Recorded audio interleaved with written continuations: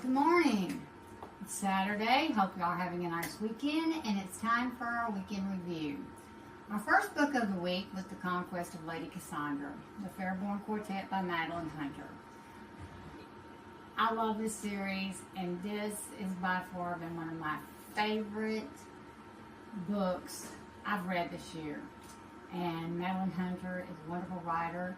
I rated this book an A+, and the heat level is a 3, so bear that in mind. And on Tuesday, the second book was The Earl's Temptation. And as you figured out by now, the Rogue and Gentleman series by Emma V. Leach, the series of 17 and a half novels, is by far my favorite series of the year. And actually, I've been reading this series for more than a year. But Emma V. Leach, every time I read something by her, she's just elevated in my book as far as the rating of some of the best authors for historical romance, especially during the Regency era. And I rate this one an A+, and the heat level is a 3. On Wednesday, our third book, we're back to my mentor, Georgette Heyer, with Frederica. And you can't rate this anything but an A++. She's got about 6 novels that I rate at that level. They're funny.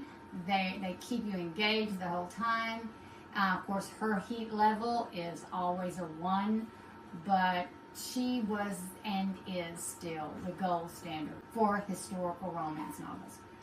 And then on Thursday, we were back with the Shackelford sisters and Beverly Watts and our dear, laughable, lovable Reverend. And Temperance, we rate it an A. I still think we're going to be getting to some better of this series. And I did like Temperance, but the heat level is a 3, but I think we've got some better ones coming down the pipe. Friday, we're back with a more serious series, The Defiant Daughter, the Ashmed series with Carolyn Warfield. I rated an A with a heat level of 2.